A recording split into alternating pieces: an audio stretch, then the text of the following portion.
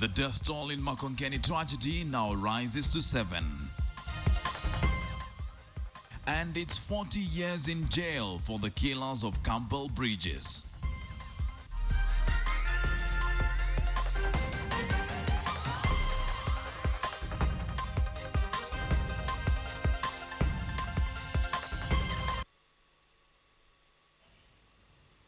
Very good evening to you and welcome to KTN Prime.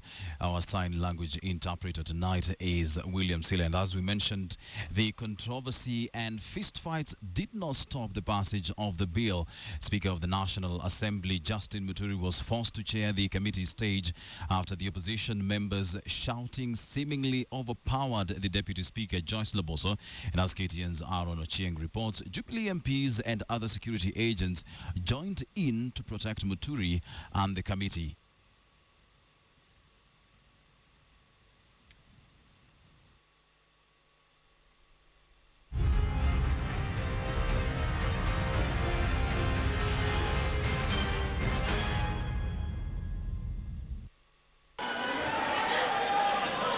From throwing papers, books, pouring water on the Deputy Speaker, and ultimately getting physical.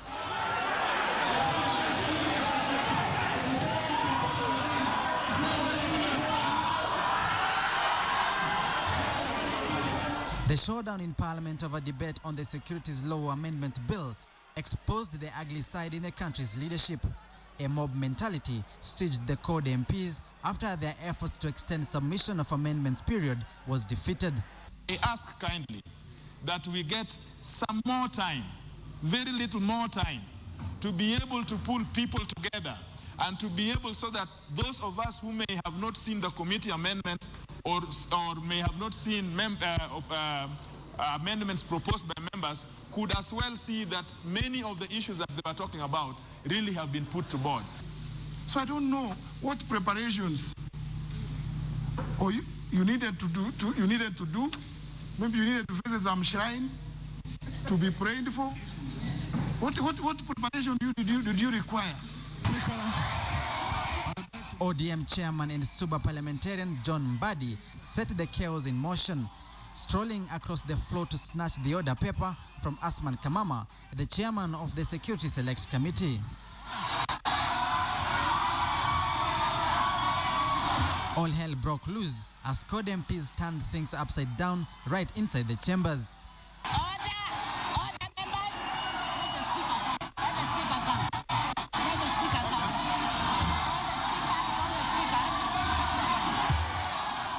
At least 10 orderlies were brought in to protect Parliament's mess. This after CORD MPs attempted to take away the mess from Parliament during the last session on the debate on the controversial anti-terror bill. CORD successfully derailed the morning session in the ensuing orchestra of chaos. Sergeant at Arms, I direct, Sergeant at Arms, I direct that the members in the Speaker's gallery who are waving, 5 of them must be ejected forthwith. Those ones. Nonetheless, CORD Senators Moses Wetangula, Boni Halwale, James Orengo and Johnson Muthama's presence in the National Assembly fueled the acrimony even further. Jubilee lieutenants descended on the senators at the Speaker's gallery. A fistfight that ensued resulted into bruises and torn outfits. They have witnessed it today. Yes. One, Parliament buildings has been turned into a military barrack. Yes. As a demonstration that indeed there are plans afoot to turn this country into a police state. Yes. Yes. Today is a sad and dark day in the history of democracy and freedom all over the world. In the afternoon session, the nasty scenes replayed themselves immediately the anti-terror bill motion came up. The deep-seated mistrust and divisions between Jubilee and CORD were reignited. The House of Law and Decorum was reduced to an arena of shouting matches. Any sense of respect and decorum were thrown out of the window. Instead, the honorable members sank low into book and paper hurling at the Speaker in an attempt to scatter the debate. The Jubilee coalition, through the use of underhand techniques and circumstances of both the Constitution and the standing orders, have attempted to impose a curtain of fear and silence on the voices of freedom and justice in Kenya. Yes. Nonetheless, as the opposing orchestrated chaos within the chambers to disrupt the anti-terror bill debate, the tyranny of numbers was rubber stamping all the amendments on the bill. Despite codes and conventional methods and chanting, it all came to nothing as the Security Laws Amendment Bill 2014 was passed anyway. As many as want opinion say aye. As many as want opinion say no. The ayes have it. CORD's watchdog responsibility essentially ran amok as its strategy fails to clip debate on the Security Laws Amendment Bill. But certainly, the country's leadership exposed itself before its citizenry. An ugly spectacle once again going down in the annals of Kenya's divisive politics history. Sam Ogina, KTN. That was the voice of one Sam Ogina, who was in Parliament buildings, and the controversy and fistfights did not stop the passage of that bill, with the Speaker of the National Assembly, Justin Muturi, as we said earlier, being forced to chair the committee stage after the opposition shouting seemingly overpowered the Deputy Speaker, Joyce Laboso. And as Aaron Ocheng now reports in our next story, let me take that again. As Aaron Ocheng now reports in our next story, it was meant to be a debate and a vote, but instead it degenerated into total chaos, fisticuffs, flying objects, name-calling. In the end, a rushed vote as the opposition shouted itself hoarse. That was the scene in Parliament as the government side forced through the contentious security amendment laws, which now await the president's assent.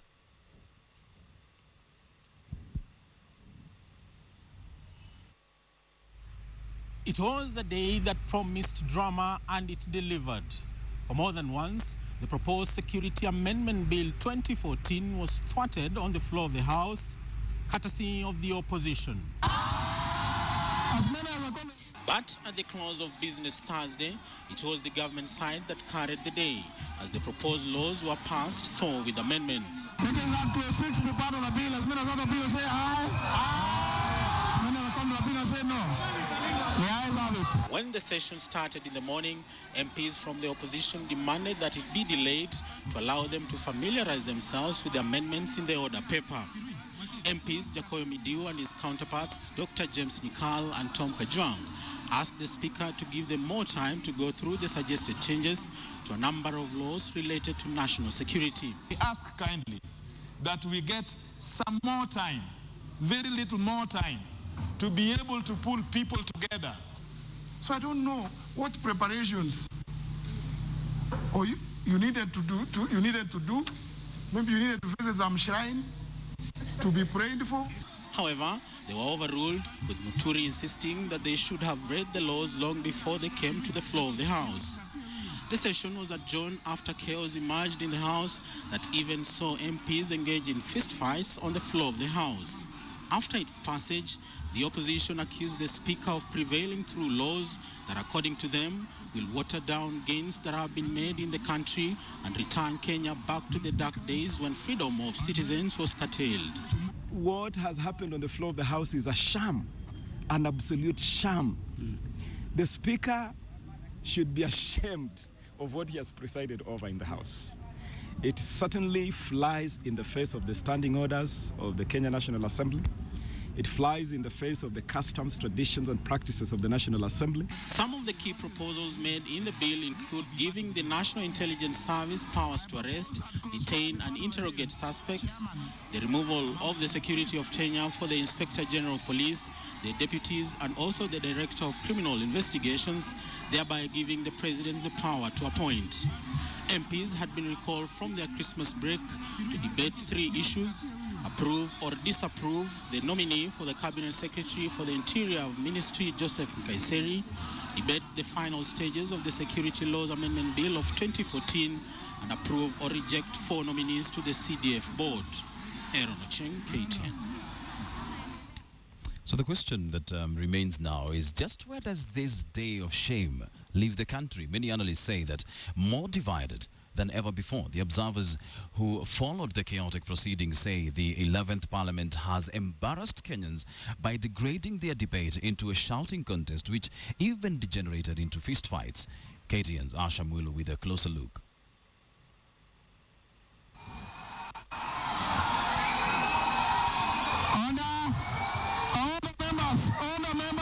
Kenyans knew the debate over the controversial security bill would be heated.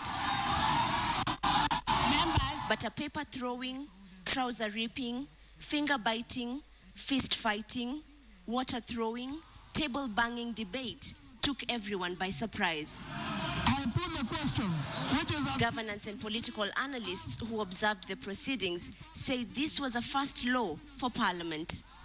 Parliament has really stepped down its paramount role, as it should be, of being the voice of reason in a nation such as ours.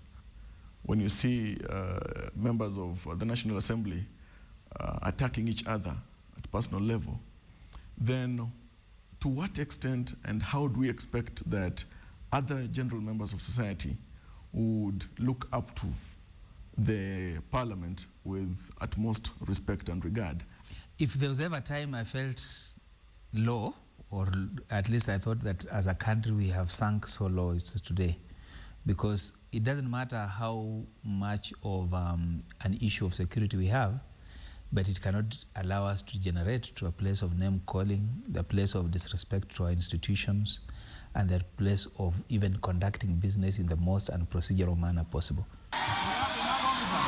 Many, however, argued that the opposition had no other option but to cause havoc after the Jubilee side took an unshakable stance on the bill. If Jubilee would claim to have supremacy of numbers, or the tyranny of numbers, then why wouldn't the opposition rise up with the tyranny of reason? We should have seen and had reason persuade the numbers on the other side. Yes, you have tyranny of numbers, but you are running one country. This country is not about Jubilee or about code. It's about justice. Are we being fair to the rest of Kenyans? Is what we saw in Parliament today going to make you, the president, for example, and the government, happy? As many as other opinions say aye, as many as the counter opinions say no. The ayes have it. As the National Assembly gradually turned into a shouting contest, the leadership of Speaker Justin Muturi was also left under the spotlight. I think Justin Muturi is going down fairly badly as a speaker, because you do not preside over chaos. You do not take partisan positions. You might have been voted by the majority in Parliament, not because of your partisan state, but the speaker is an impartial player, he's an umpire. He serves both sides of the House. Yes. So how do Kenyans move on after this? Give more room for public discourse on this security amendment bill. Give prominence to public participation. Involve stakeholders, critical stakeholders, especially constitutional bodies that are charged with looking at such matters. So it's not about code, it's not about Jubilee, it's about us. Are we letting this country off our hands as we see? In one of the most sober conversations concerning the security bill, one honorable member of Parliament said that the National Assembly is a collection of the nation's conscience. So following today's proceedings, one question remains lingering. Is the 11th Parliament simply a reflection of our society today? Ashamwilu, KTN, Nairobi. A very important question being posed there by Asha Mulu. Is the 11th Parliament a reflection of just who we are as a society? And in fact, this now forms the basis of our big question tonight, the chaos in Parliament. Do you support CORD's method of attempting to block the security laws bill? Do you support CORD's method of attempting to block the security laws bill? You can give us your thoughts on SMS 22155. Remember to start your answer with a yes or no so that we are able to give a poll result at the end of this this live newscast. You can also get me on Twitter at Wilson_Mburu, at KTN Kenya. The hashtag is House of Shame. I'll be sampling some of your views as the bulletin continues, and of course give you a poll result at the tail end of this live newscast. Now, the biggest concern over this security laws bill is how it touches on the human rights or the rights of Kenyans. And to help us understand this is Mr. George Morara, who is the Vice Chairperson at the Kenya National Commission on Human Rights. Let's get right into this. Yes. The passing of this bill, how does it affect the common mwananchi? How does it affect you and I? Ben, there is this notion that has actually been bandied out there by certain quarters that hold that human rights and security are not compatible. I think, as your coverage has indicated, today really rightly qualifies to be the day of shame. The passage of this bill significantly lessens the freedoms that Kenyans are granted under the Constitution in the name of security. How does it lessen these rights that we so enjoy right now? What are some of the contentious parts that you, as an organization, you believe are supposed to be looked at again? Ben, first of all, as a commission... Wilson. Yeah? Wilson, my name is Wilson. Wilson, sorry. There are 6 areas that we've looked at as a commission. And the 6 areas we've done we did a very comprehensive advisory to the government, capturing 6 areas that we are actually concerned about. First is the whole idea of the constitutional principles that we're supposed to follow in terms of enacting new laws and all that, the principle of public participation and all that. I think what we've done as a country, that principle has been thrown out of the window, because in a short span of time, in less than 2 weeks, I think as a country we've attacked the core of the Constitution by undoing what we've been able to achieve over the last 20 years. So we have a major issue with the process. The law is very clear. Any bill that is passed must have meaningful public participation. I don't think that amending 22 laws, as this bill was proposing to do, within that short space of time of less than 2 weeks, gave Kenyans that. Number 2, issues of like freedom of assembly and association. We've mentioned that in our address of the president. We've also mentioned key issues like the freedom of expression and information that is fundamentally attacked by this bill.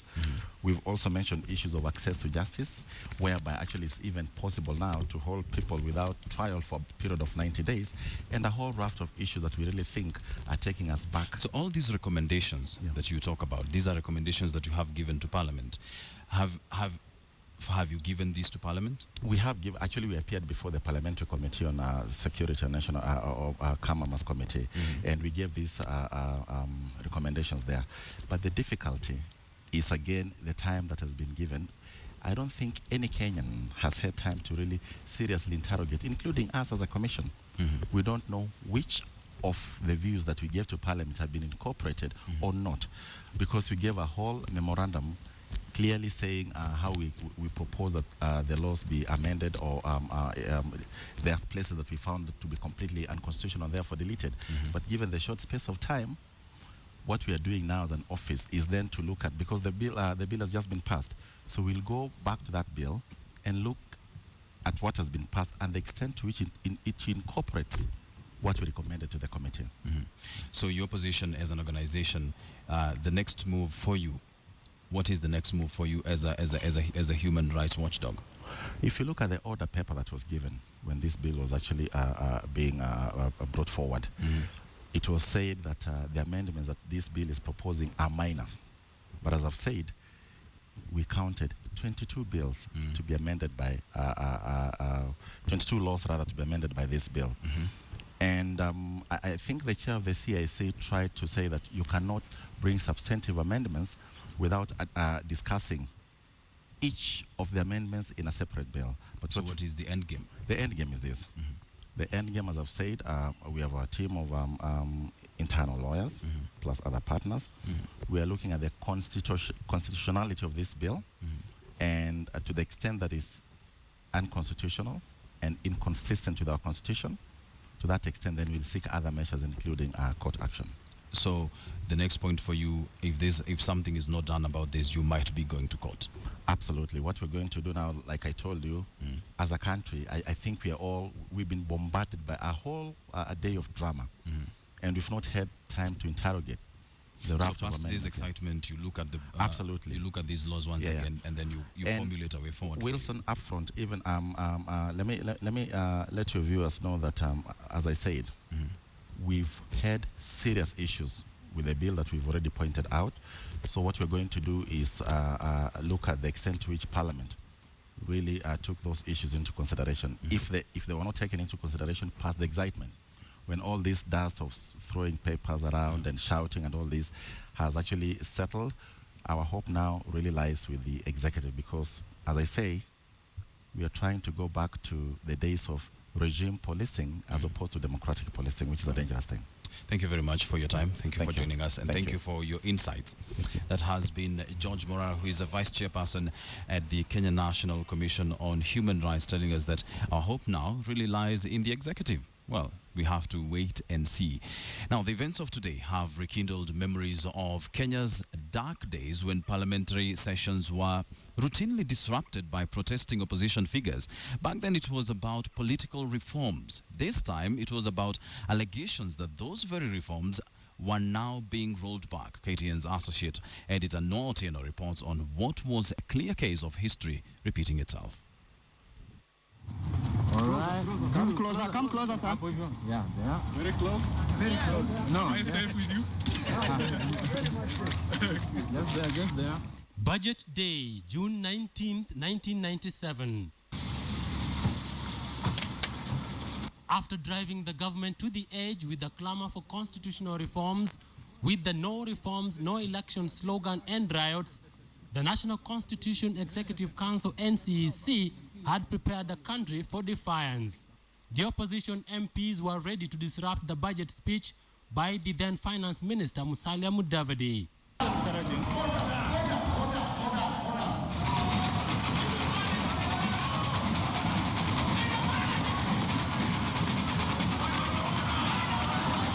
Speaker, it is very clear that the government of the day has lost direction.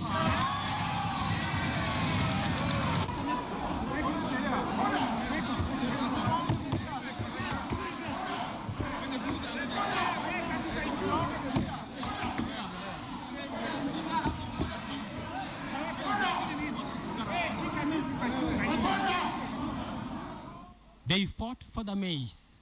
They fought each other. They chanted. The government side was appalled and angry. The head of state, Daniel Moi, looked on in silence in his classic presidential pose. Several times, the finance minister tried to proceed with his budget speech, but the opposition would not relent. Several chanting MPs waving banners in the house. Some tried to plead with the speaker to create a midway ground to accommodate the disgruntled MPs.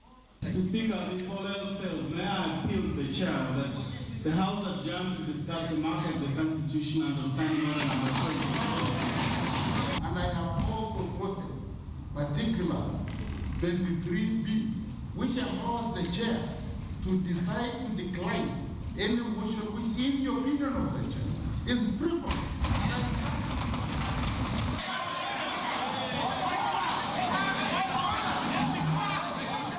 And so it was hours of showdown. But the speaker, the president, and the finance minister stayed in their places. The proceedings continued. Several MPs were kicked out of the house.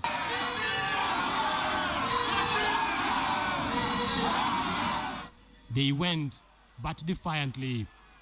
Just like with the Security Laws Amendment Bill 2014, the demand for constitutional reform then was a high-stakes game in which the president was not willing to appear weak and the opposition was not willing to back down.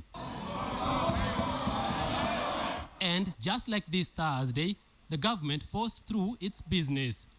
But the clamor for constitutional reform would gather pace through the rest of 1997, forcing the government then to cede some ground and agree to the constitutional talks that began under the Inter-Parties Parliamentary Group, IPPG.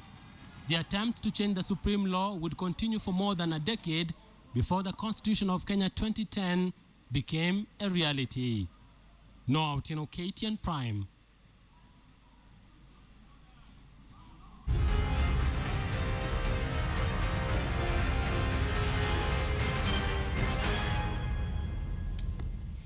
Let me remind you the hashtag we're using tonight is House of Shame, and we're asking in our big question, do you support court's method of attempting to block the security laws bill? The SMS line 22155, Twitter at Wilson_Mburu at KTN Kenya. Let me take a few tweets here. Jimmy Cattell Sniper says, no, even though the government used force to pass it, I think they did a wrong thing. Josephat Karanja here says, though Justin Muturi, the Speaker of the National Assembly that is, failed to offer leadership, it is a shame for CORD MPs to use hooliganism and childish tactics. Shame. Kennedy Obiero says, yes, but Wembe ni ule ule. There's a time those on opposition side will be there in the government and vice versa. And the very last one here from a person calling himself Bado Mapambano. I support. That was the people's power out there in Parliament. I feel well represented by CORD. These are certainly your views. Continue sending them on Twitter at Wilson_Mburu. Hashtag House of Shame. Don't you go away. We'll take a short break now, but we'll be back with more. Just ahead, rescue operations in Makongeni end as the death toll rises to 7. You're watching KTN Prime. From yesterday's collapse of a building in Makongeni now stands at 7. 3 bodies were retrieved from the rubble this afternoon, while 3 others were pulled out last night. Rescue teams, which had by earlier this evening managed to reach the lower ground of the collapsed building, are set to wind up the operation tonight. At the site of the collapsed 6-story building in Makongeni, rescue efforts entered the second day. Rescuers working against time amid dwindling hope of finding anyone alive in the rubble, even as the mission slowly turned to more of a recovery than a rescue operation. During the night operation, 3 bodies were retrieved from the debris. 2 male bodies were recovered at around 1 a.m. Thursday, while another body, that of a female, was retrieved at 5:40 a.m. Thursday. After a slow morning, 3 bodies were recovered early afternoon, bringing the death toll from the Wednesday tragedy to 8. 10 people were on Wednesday rescued. They were taken to hospital, where 7 were treated and discharged, while 3 are still admitted in hospital. The collapsed building stood on a swampy ground. Next to it, other buildings are showing signs that all is not well. Now they have been marked for demolition by the Nairobi City Council, a move that may have come a little too late for those who lost their lives. The government on Wednesday promised action over the collapsed building, but with disaster waiting to happen in nearby buildings also built on swampy ground, authorities will need to cast the net wider to avert another tragedy. Rita Tinina, KTN, Makongeni. Let's go to the courts now, and it's 40 years in jail for the 4 killers of British gemstone dealer Campbell Rodney in Taita Taveta 5 years ago. Justice Maureen Odero of the High Court in Mombasa convicted Mohammed Dadi Kokane, alias Gabo, Alfred Njiruka Makoko, Samuel Mwachala, and James Chacha Mwita. They were charged with others not before the court of killing the 71-year-old man in August of 2009. And in a statement to newsrooms, Bridges' family said the sentence is a just punishment through the victim's son, Bruce. The family called for the prosecution on the other perpetrators, whom they say include 2 high-profile politicians.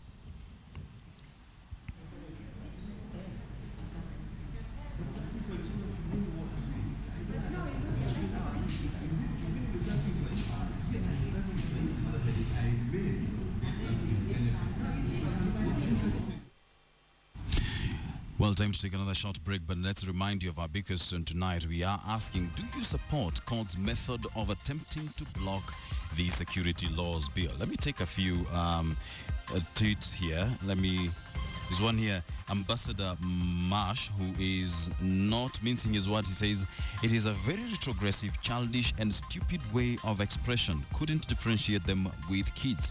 Hashtag house of shame. Let me move on to another one here, who says, we do not have leaders in parliament. This is council at Kirui 15, who says, we do not have leaders in parliament. What we have are party zealots taking orders from their bosses. Very strong sentiments coming in there. Mark N here says, I don't, because both parties seem to be having hidden agendas. In short, no MP is serving Kenyans. Those are your views. Continue sending them to @Wilson_Mburu 22155 is the SMS line. I'll be back with the day's business. Don't you go away. In association with Faye.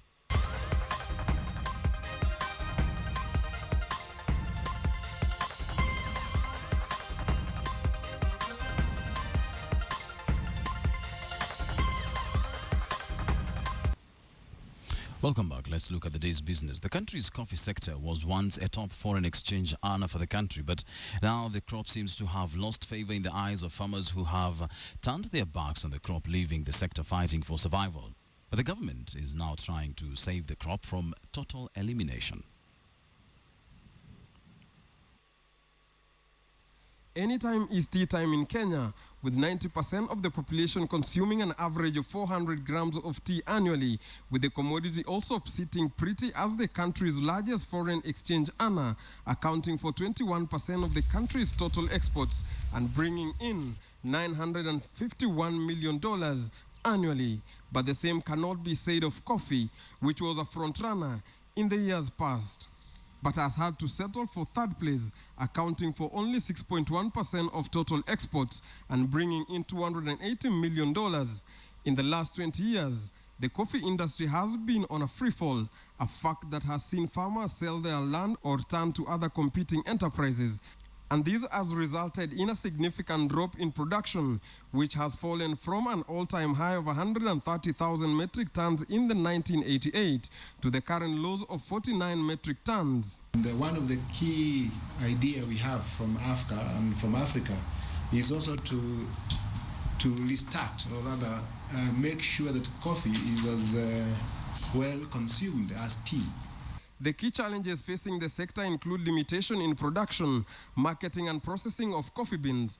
And now, the sector is also grappling with declining land holding sizes, aging coffee plants, rising competition from other agricultural enterprises, and the allure of real estate development. The truth about this is that there's competition for throat space. You can't have coffee and tea at the same time. But there isn't competition in terms of the markets out there, as there isn't competition when you look at the export basket of the commodities.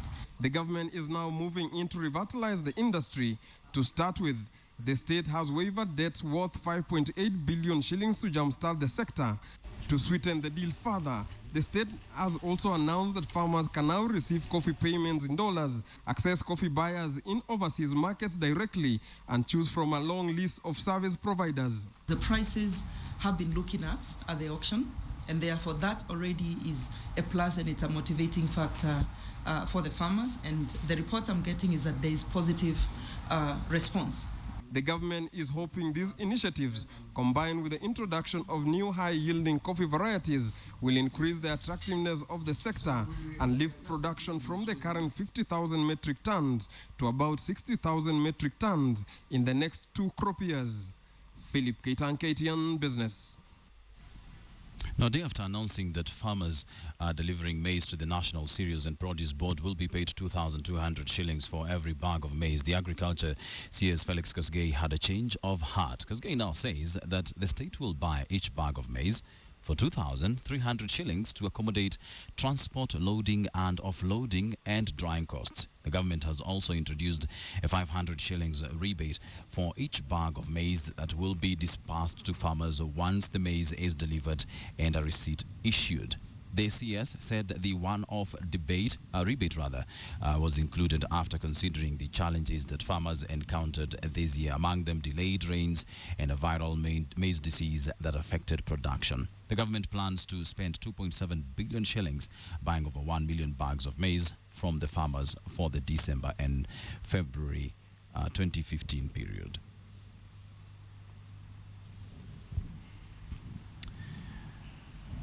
Now here's a business roundup from all the business stories making headlines across the country.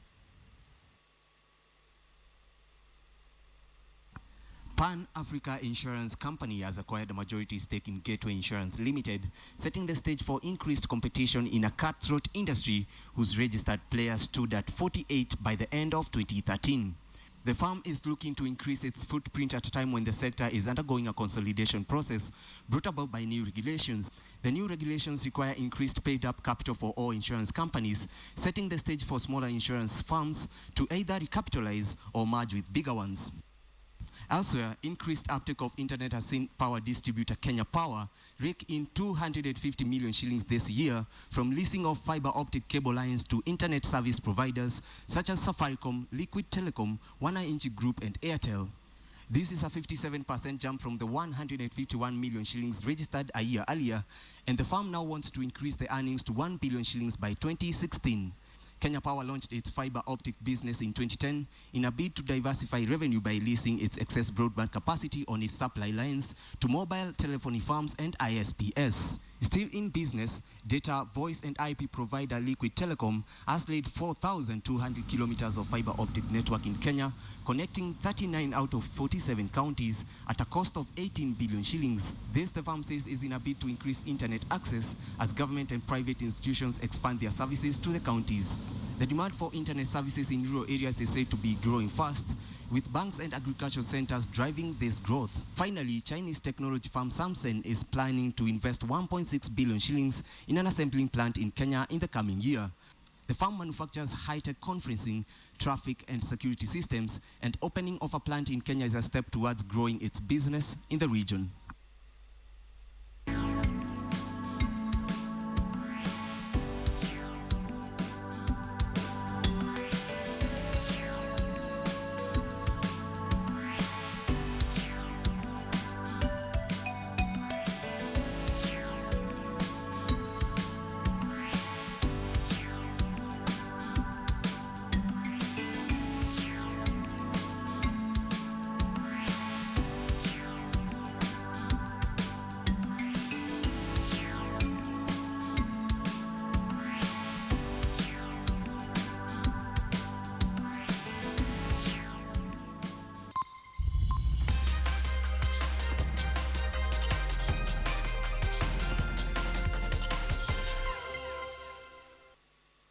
All right, let's move over to sports. Kenya has to act quickly and embrace the anti-doping crusade, or else she could be blacklisted next year when the rules being proposed by the World Anti-Doping Agency, WADA, become effective. Sports stakeholders who attended a workshop in Kasarani today are in agreement that the abuse of substance is on the high, but federations are still unable to cope with this increase because of the lack of technological know-how and ignorance on the parties involved. It is no longer a secret that Kenya is in the anti-doping radar following claims that some of the country's sportsmen and women could be abusing banned drugs. Marathoner Rita Jeptoo was busted recently, though her B sample is yet to be analyzed. A recent report by German indicated that some 25 Kenyan athletes could have used the substances, but Athletics Kenya could have protected them or is unwilling to punish them. That and many other cases cast a dark cloud on Kenya's most successful sport, to the extent that WADA could strike hard if authorities in the country do not commit to nip it in the bud. Others play innocent, that they didn't know. Some of the prescription drugs, they didn't know that it was prohibited, and so on. We need to bring everybody on board, in other words.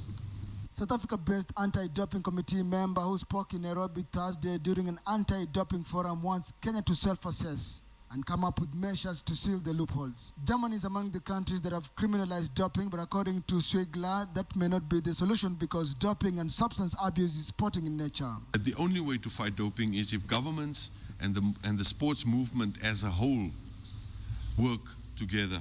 The government of Kenya set aside about 35 million shillings for setting up an anti-doping program. However, ignorance remains the biggest catalyst to anti-doping. We have been able to engage WADA.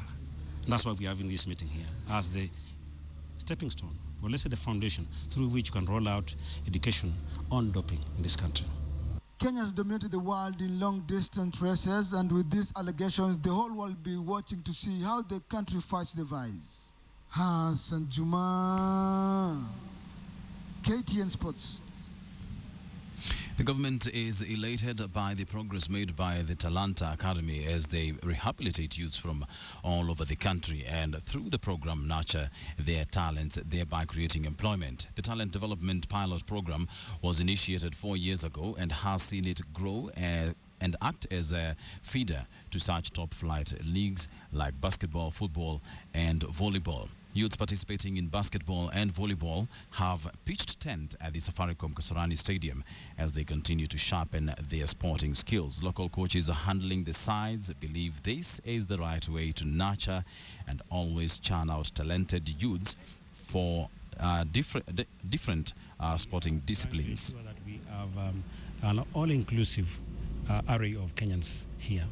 As you've seen from what we have seen in basketball, we have representation, or even volleyball, we have representation from almost everywhere. You have people from Moyale, from Lodwar, isn't it? That means then the rest of the country is actually kind of been given that opportunity. So the ministry is committed through the Academy of Sports to ensuring that the youth are engaged positively in sports.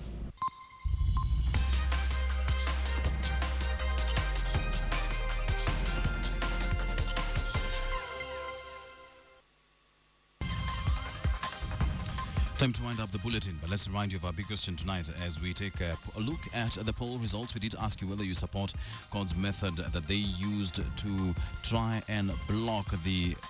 do you support God's method of attempting to block the security laws bill? On your screen now are the results. 53% of you say yes, 47% of you say no, a very close margin. Let's look at some of the SMSs. I haven't read any SMSs today, so let's look at some of these SMSs. What option did COD have? Extraordinarily bad laws require extraordinarily bad tactics.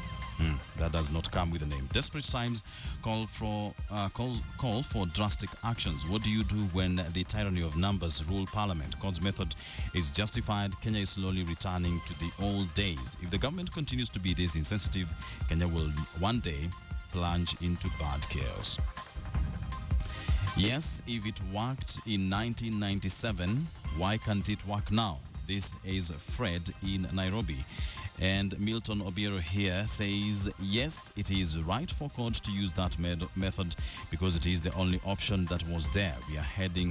Where are we heading to as Kenyans? We won't allow anyone to do what he or she wants anytime he or she wants. Those are your views. Thank you very much for joining us on KTN Prime. Thank you very much for participating on our big question tonight. That conversation continues on Twitter. The hashtag is House of Shame. From us here at the Standard Center on Mombasa Road. Thank you very much for being with us. Very good night to you. Enjoy the rest of your evening. See you tomorrow.